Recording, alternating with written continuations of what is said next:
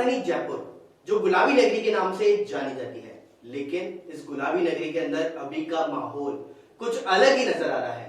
आप सभी को बता दूं कि गुलाबी नगरी में लगातार अवैध निर्माण किए जा रहे हैं और वो भी कोरोना काल के दौरान। और इसी कोरोना काल के दौरान अवैध निर्माणों को ज्यादा किया जा रहा है। तो इसी के चलते हुए आज हमारे साथ स्टूडियो के अंदर भागरोटा भाजपा बीजेपी मंडल मंत्री करतार सिंह मौजूद हैं। तो करतार जी, राजधानी जयपुर जो गुलाबी नगरी के नाम से जाना जाता है और उस गुलाबी नगरी में जो अवैध निर्माण लगातार हो रहे हैं, तो इसको लेकर के आपका क्या कहना है? देखिए, सबसे पहले मैं मुझे आपको बता दूं कि आपके चैनल के माध्यम से बता दूं कि ये जो राजस्थान में जो कांग्रेस सरकार है, जिसको यानी चाहे कांग्रेस सरकार के नाम से कह दो चाहे सियासी संग्राम के नाम से कह दो, क्योंकि सियासी संग्राम नाम मैंने इनको इसलिए दिया है कि यानी एक घर के दो सदस्य होते हैं, उन दोनों में ही नहीं बन रही है। लगातार कोरोना काल में लोगों को सिलेंडर नहीं मिल रहे हैं, इंजेक्शन समय पे नहीं मिल रहे हैं, और दूसरी तरफ देखो सचिन पायलट उधर गुटबाजी कर रहे हैं कि यानी उन्हें मुख्यमंत्री बना दिया जाए। इधर गहलोत कह रहा है कि यानी मैं यथास्थिति बनाए रखूं। दूसरी तरफ जो आप अवैध निर्माण को लेकर गुलाबी नगरी के नाम से जो बता रहे हैं कि जब यहाँ लॉकडाउन है, नाइट कर्फ्यू तक लोगों का लगा दिया, चेक पोस्ट पुलिस ने जगह जगह लगा दी, सिलेंडर इंजेक्शन यानी पब्लिक को, आम जनता को नहीं मिल रही, लेकिन ये भूमाफियों को बजरी ईंट और सीमेंट कहाँ से मिल रही? क्या ये राजस्थान सरकार को नहीं दिख रहा? बिल्कुल राजस्थान सरकार को दिख रहा होगा, लेकिन इसमें कहीं ना कहीं उच्च अधिकारियों की मिलीभगत भी सामने आ सकती है। देखिए, उच्च अधिकारी की मिलीभगत तो तब कह सकते हैं तब वो अवैध निर्माण की श्रेणी में आता है।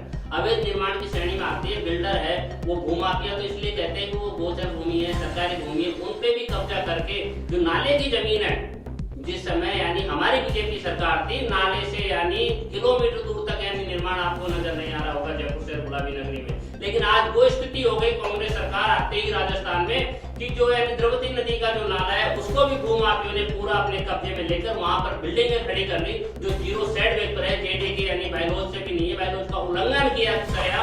तो क्या ये जेडीए के जो जोन प्रवर्तन अधिकारी जोन में घूमते हैं, वो क्या अपनी आंखें बंद करके? जी करतार जी, अभी आपने जोन प्रवर्तन अधिकारी का नाम लिया, तो मैं आपको बताना चाहूंगा कि अभी एक मामला हमारे सामने आया था जिसमें जोन प्रवर्तन अधिकारी का जब तबादला हुआ तब से वापस से वो मामला चालू हो गया है और वो बिल्डिंग वापस बनना शुरू हो चुकी है। तो इसको लेकर के क्या लगता है आपको कि जोन प्रवर्तन अधिकारियों के तबादले इसलिए किए जाते हैं ताकि वहां पे अवैध निर्माण किए जा सके? देखिए, सच कभी छिपती नहीं है। आपके चैनल के माध्यम से आम जनता के सामने मैं ये बात भी कहना चाहूंगा, आपने बिल्कुल सही समय पर सही सवाल किया है। जो ईमानदारी से जो अधिकारी आता है, जो जोन प्रवर्तन अधिकारी आता है, वो ईमानदारी से अपनी ड्यूटी निभाता है, उसका तबादला कर दिया जाता है। आप जानते हैं ईमानदार व्यक्ति ज्यादा समय ईमानदारी अगर दिखाता है तो उसे कहीं न कहीं ऐसे डिपार्टमेंट में भेज दिया जाता है जो पलट के वापस ऊपर नहीं आ सकता। जैसे कि जेडीए जोन प्रवर्तन अधिकारियों की ये स्थिति है।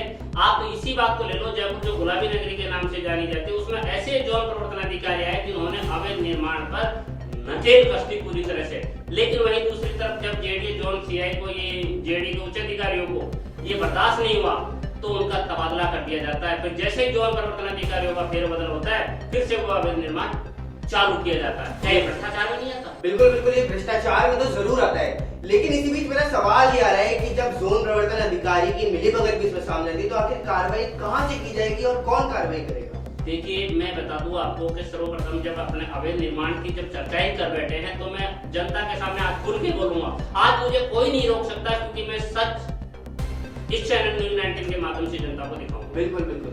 मैं आपको बता दूं कि जेडीए में जो चीफ कंट्रोल जो सीसी के नाम से रघुवीर सैनी जी जो है, वो पूरी तरह से अवैध निर्माण और भूमाफियों पे अपना शिकंजा कस के बैठे हैं। यानी जैसे ही उनके पास अवैध निर्माण का मैसेज आता, तुरंत प्रभाव से उस बिल्डिंग पर यानी नोटिस देके तुरंत सीज की जाती है। आखिर अगर अधिकारी हर एक डिपार्टमेंट में हो, जेडीए में भी हो, जेडीए के जोन प्रवर्तन अधिकारी भी अगर यानी रघुवीर सैनी जी के आदेश की अगर अच्छी से पालना कर ले, तो जयपुर गुलाबी नगरी ही रहेगी, ना कि अवैध निर्माण के नाम से जानी जाएगी। बिल्कुल आप सही कह रहे हैं कि जयपुर गुलाबी नगरी ही रहेगी।